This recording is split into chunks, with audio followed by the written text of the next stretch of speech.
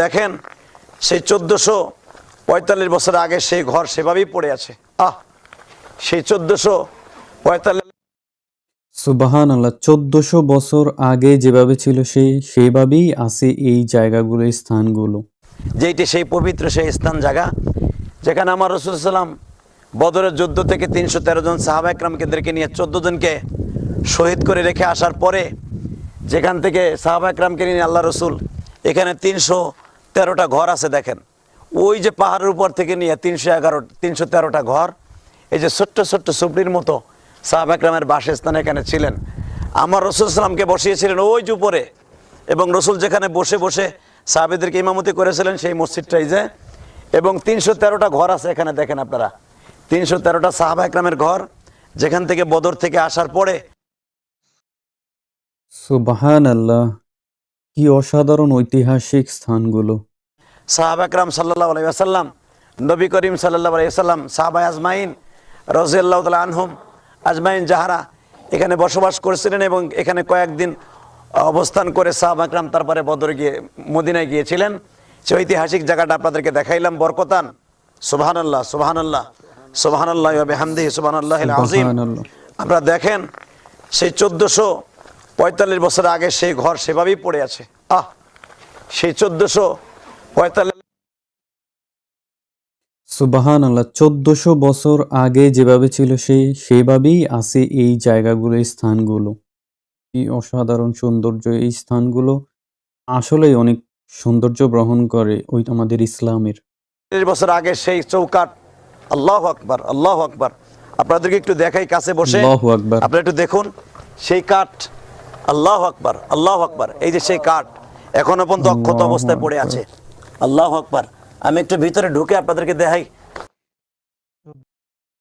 1400 বছর আগের কাঠগুলো পর্যন্ত এখনো অক্ষত আছে, এখনো ওইভাবেই আছে। আল্লাহ তাআলার কি রহমত, আল্লাহ তাআলা নিজ দায়িত্বে এই স্থানগুলো অক্ষত রেখেছেন মানুষকে দেখানোর জন্য।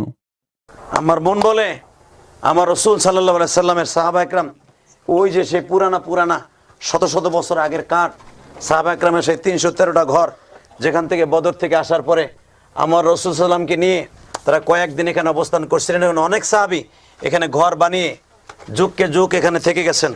তো আলহামদুলিল্লাহ আমরা এখানে আসছি, আল্লাহর শুকর, আপনাদের কাছে দোয়া চাই। বরকতান আমার রাসূলের সেই সাহাবীদের কদম যেখানে লেগেছে, আমার প্রিয় হাবিব মুহাম্মদ রাসূলুল্লাহ সাল্লাল্লাহু আলাইহি ওয়াসাল্লামের কদম যেখানে লেগেছে, আপনাদের সেই জায়গার স্থানটা দেখাইলাম একটু ঘুরাইয়া। 313টা ঘর। ঐতিহাসিক এই জায়গাগুলো দেখতে আসলেই অনেক ভালো লাগে। যারা বাস্তবে দেখতে পারে নাই তারা তো দেখতে পারেই নাই, আর যারা এই ভিডিও দেখতে পারে নাই তারা আসলে দুর্ভাগ্যই বলতে হয়। কারণ ভিডিওগুলো দেখার মতো, জানার মতো, অনেক ভালো, অনেক সুন্দর, অনেক কিছু দেখা যায় ইসলামের। কিভাবে এই জিনিসগুলো 1400 বছর আগে আল্লাহ তাআলা সবকিছু ইসলামের মধ্যে দিয়ে দিয়েছেন। তো হুজুর সেটি ঘুরিয়ে ঘুরিয়ে দেখাচ্ছেন আমাদেরকে। দেখুন, যারা স্কিপ করে যাবেন না, দেখতে থাকুন, অনেক কিছু জানতে পারবেন ইসলাম সম্পর্কে, ঐতিহাসিক ইসলামিক বিষয় সম্পর্কে, এই জায়গাগুলো সম্পর্কে। আমাদের স্থানগুলো দেখাইলাম। আপনার জীবনে একবার আসুন, ক্যামেরা একটু ঘুরে ঘুরে দেখাও। ওই যে পাহাড়ের উপরে এখান থেকে 300-350 ফিট উপরে, ওই যে দেখুন আপনারা একটু উপরের দিকে তাকান, ক্যামেরার দিকে ঘুরে একটু দেখাও। ওই যে কত উপরে, ওই যে উপরে 313টা ঘর যেখানে সাহাবা একরাম এখানে বসবাস করেছিলেন। বরকতান আপনারা দেখুন। আল্লাহু আকবার আল্লাহু আকবার। জীবনে একবার আসেন, এই কাঠগুলো দেখায় দাও। যে শত শত বছর আগের কাঠ সে অবস্থা এখনো পড়ে আছে। আল্লাহ আমাদের সবাইকে কবুল করেন, আল্লাহ আমাদের সকলকে জানেমালে বরকত দান করেন। এবং সবচেয়ে এই কাঠের টুকরাগুলো, কাঠগুলো অক্ষতভাবে এইভাবেই আছে 1400 বছর আগের। আল্লাহ তাআলা সেভাবেই রাখছেন। আলহামদুলিল্লাহ, দেখতেই ভালো লাগে। বড় কষ্টের বিষয়, আমার রাসূল সাল্লাল্লাহু আলাইহি ওয়াসাল্লাম তার মা আমেনার মৃত্যুর পরে যে স্থান দিয়ে ঘুরে ওখান দিয়ে গিয়েছিলেন নানার বাড়িতে, সেই জায়গাগুলো এখন এখানে পড়ে আছে। আপনারা সবাই দোয়া করেন, একবার আসেন, ঘুরে দেখে যান। আমরা আপনাদেরকে একটু 2টা কদম সামনে একটু অগ্রসর হয়ে রসুলের সুন্নাতের সাহাবা একরামের সুন্নাত তরিকা হিসাবে আপনাদেরকে ঘরগুলা কাছাকাছি একটু যাই, আপনারা দেখুন কত উপরে সাহাবা একরাম ছিলেন। এখানে 313টা ঘরই আছেন, যেখান দিয়ে আমরা হাঁটছি এই জায়গাগুলো সাহাবা একরামের বাসস্থান ছিল। আল্লাহ যেন আমাদের সবাইকে, যাদের উসিলা এখানে আসছি, আল্লাহ তাদেরকে কবুল করেন। এবং পরবর্তীতে এখান থেকে অনেক আহলে হেজাজ, আহলে বড় বড় সাহাবাকে মানে বসবাস করেছেন। আল্লাহ আমাদের সবাইকে কবুল করেন। আল্লাহ আমাদের সকলের জানামালে বরকত দান করেন। যারা আমাদেরকে ভালোবাসেন তাদেরকে জীবনে একবার হলেও আসার তৌফিক দান করেন। তবে ইতিহাস আমার ভালো করে জানা নাই, তবে এতটুকু জানা আছে যেখানে দুইজন সাহাবী ইন্তেকাল করেছিলেন, তাদের কবর হয়তো আশেপাশে আছেন, হয়তো সেখানে মসজিদ আছে কিনা, এখানে কবরটা আসলে চিহ্ন রাখে নাই। দুইজন সাহাবী এখানে ইন্তেকাল করেছিলেন, তাদের কবর এখানে আছে, কিন্তু আমি সঠিক জায়গাটা নির্ধারণ না করার কারণে আপনাদেরকে দেখাইতে পারলাম না। শুধু তাদেরকে বললাম এটা অত্যন্ত বরকতপূর্ণ জায়গা, বদরে যারা ঘুরতে আসবেন সুন্দর একটা জায়গা, মনোরম একটা জায়গা দেখে যাবেন, আর আমার রসুলের স্মৃতিপূর্ণ সেই সাহাবীদের কদমওয়ালা জায়গাগুলি দেখে যাবেন। আল্লাহ আমাদের সবাইকে তৌফিক দান করেন, ওমা তৌফিক ইল্লা বিল্লাহ। এবং সবচাইতে বড় আশ্চর্যের বিষয়, এই কুয়াটা একটু দেখাও, এই কুয়াটা একটু দেখাও। সাহাবা একরাম যেখানে গোসল করতেন, যেখানে সাহাবীরা পানি জমা করে রেখে এখানে আল্লাহর কুদরতে পানি উঠতেন, এই কুয়ার থেকে সাহাবা একরাম পানি পান করতেন এবং গোসল করতেন। সেই কুয়াটা ভালো করে দেখাও।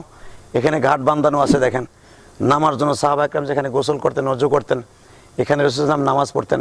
সেই জায়গাগুলো আপনাদেরকে দেখাই দিলাম, আপনারা আসুন জীবনে একবার এসে দেখে যান। আল্লাহ আমাদের সবাইকে কবুল করেন। আলহামদুলিল্লাহ, সুবহানাল্লাহ। এই স্থানে, এই জায়গাটিতে গোসল করতেন সব সাহাবীরা। 313 জন সাহাবী এখানেই গোসল করতেন। এই জায়গাটা এখন শুকনো হয়ে আছে। সুবহানাল্লাহ, আলহামদুলিল্লাহ। কি সুন্দর জায়গা, ইসলামের ইতিহাস। এই জায়গাগুলো আসলেই দেখার মতো, অনেক কিছু জানার মতো ইসলাম সম্পর্কে। ইতিহাসে যা হয়েছিল, যেগুলো আমরা দেখিনি সচক্ষে, যেগুলো যখন আমরা ছিলাম না, এই জিনিসগুলো তখন হয়েছিল। এই স্থানে সাহাবীরা ছিলেন, সকল সাহাবীরা এখানেই বসবাস করতেন, সকল কার্যক্রম করতেন এখান থেকেই। তো এই জায়গাগুলো আমরা তো সচক্ষে দেখতে পারি নাই। যারা দেখতে পেরেছেন তারা তো ভাগ্যবান। মুফতি ইলিয়াসুর রহমান সাহেব উনি দেখাচ্ছিলেন এই সুন্দরভাবে ভিডিওতে। সত্যি সৌভাগ্য লাগতেছে অন্তত এখানে ভিডিও দেখে, সচক্ষে তো দেখতে পারি নাই। যারা দেখতে পারে নাই তারা আসলে দুর্ভাগা। অন্তত এই ভিডিওর মাধ্যমে অনেক কিছু জানা যায়, শোনা যায়। তো সবার কাছে ভিডিওটি কেমন লেগেছে? অবশ্যই ভালো লেগেছে। ইসলামের ইতিহাস অনেক কিছুই জানতে পেরেছি, দেখতে পেরেছি, ভালো লেগেছে, মনে প্রশান্তি লেগেছে। তো আপনাদের কেমন লাগলো ভিডিওটি? অবশ্যই ভালো লেগেছে কমেন্ট বক্সে কমেন্টস করে জানাবেন, এবং সবাই বেশি বেশি লাইক, কমেন্ট, শেয়ার করবেন। অবশ্যই সাবস্ক্রাইব করবেন ইসলামিক ভিডিওর জন্য। পাশেই থাকবেন, সবাই ভালো থাকবেন। আসসালামু আলাইকুম।